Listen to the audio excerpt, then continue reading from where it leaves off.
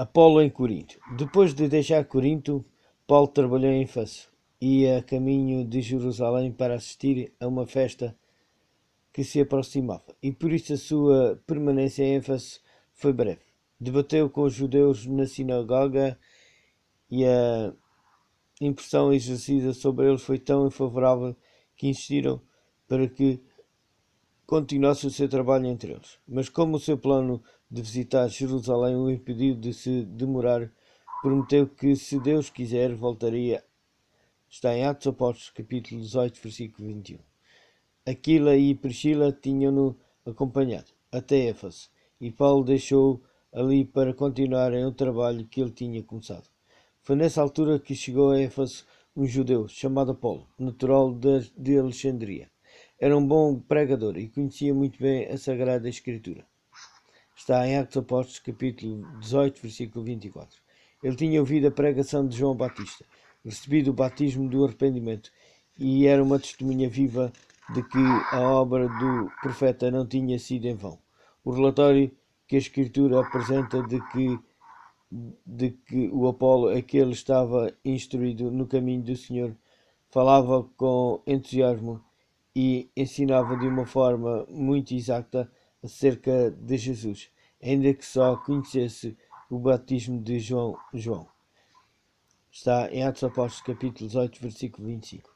Enquanto esteve em Éfeso, Apolo começou a trabalhar, a falar ousadamente na sinagoga. Entre os seus ouvintes estavam Aquila e Priscila, que percebendo que ele ainda não tinha recebido toda a luz do Evangelho, resolveram levá-lo para casa e explicar-lhe melhor o caminho de Deus. Está em Atos Apóstolos, capítulo 8, versículo 26. Com os ensinos deste casal, ele obteve uma mais clara compreensão das Escrituras e tornou-se um dos mais hábeis advogados da fé cristã.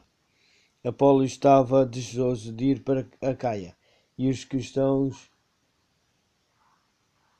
de Éfeso apoiaram-no escrevendo aos irmãos de lá e pediram que o recebessem bem, como alguém que estava em perfeita harmonia com a Igreja de Cristo.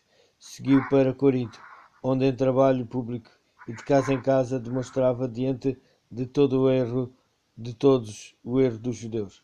Apresentava razões que eles não podiam negar e aprovava com base na Sagrada Escritura que Jesus era o Messias.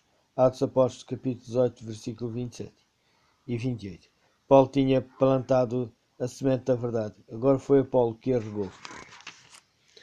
O sucesso alcançado por Apolo na pregação do Evangelho levou alguns crentes a colocarem o seu trabalho acima do de Paulo. Esta comparação de homem com homem, suscitou na ira o espírito de partidarismo que ameaçou impedir grandemente o progresso do Evangelho. Durante o ano e meio que Paulo passara em Corinto, propositadamente tinha apresentado o Evangelho de forma simples.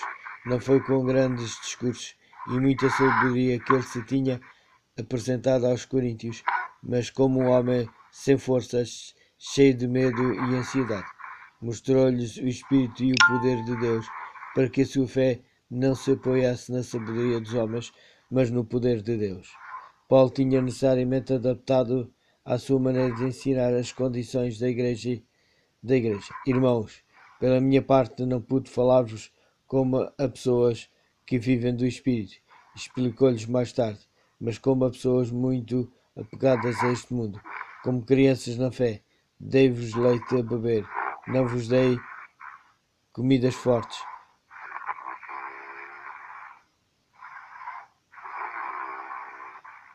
porque vocês não as aguentavam, e nem agora as aguentam ainda. Muitos dos crentes coríntios tinham sido levados lentos em aprender as lições que ele procurava ensinar-lhe. O seu progresso no conhecimento espiritual não tinha sido proporcional aos seus privilégios e oportunidades, quando deviam já estar muito adiantados na experiência cristã e capazes de compreender e praticar as profundas verdades da palavra. Ainda se encontravam com os discípulos quando Cristo lhes disse: ainda tenho muitos que vos dizer, mas vós não o podeis suportar agora. João capítulo 16, versículo 12.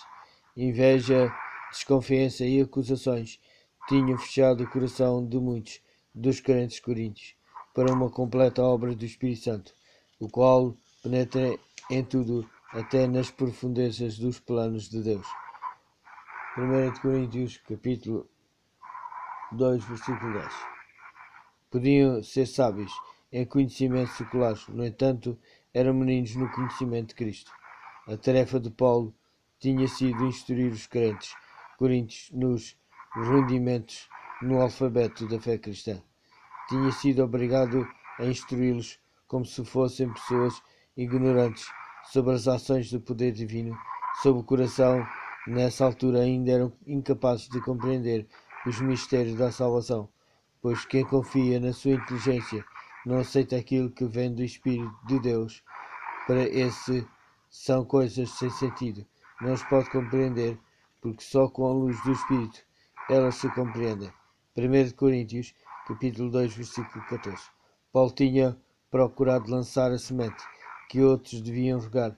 Os que vissem depois dele deviam continuar a obra no ponto em que ele a tinha deixado, porque proporcionado de luz e conhecimentos espirituais no tempo devido, conforme a Igreja fosse capaz de compreender.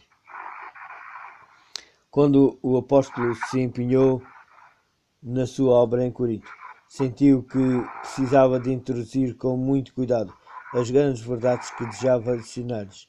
Sabia que entre os seus ouvintes estariam crentes que se orgulhavam de teorias humanas, expositores de falsos sistemas de adoração que taqueteavam como cegos, esperando encontrar no livro da natureza teorias que pudessem contradizer a realidade da vida espiritual e imortal, como está revelado nas Escrituras. Sabia também que haveria críticos que se esforçariam por contradizer a interpretação cristã da palavra revelada e sceptes que tratariam o Evangelho de Cristo com troça e desdém. Enquanto se esforçava por levar as almas para o pé da cruz, Paulo não se aventurava a repreender diretamente os licenciosos ou mostrar quão abominável era o seu pecado aos olhos de um Deus santo. Primeiro expunha perante eles o verdadeiro objetivo da vida e procurava imprimir na sua mente as lições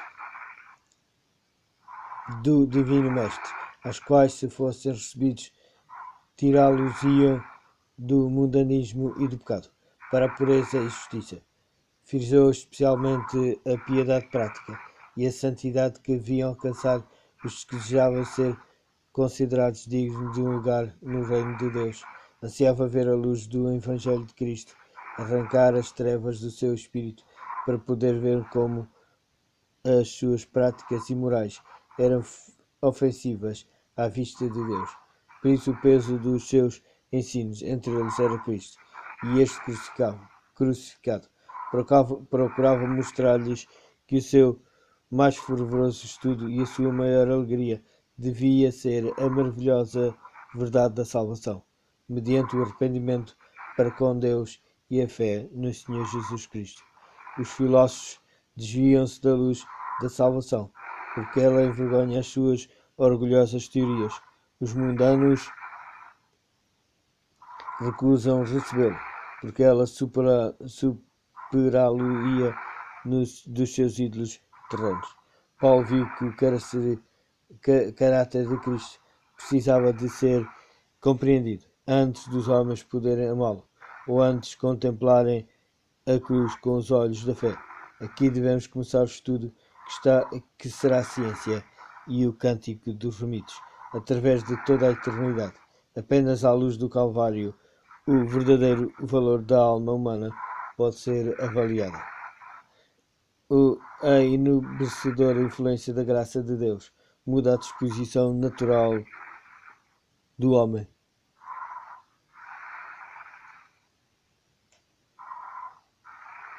O céu não teria não seria um lugar agradável à mente carnal.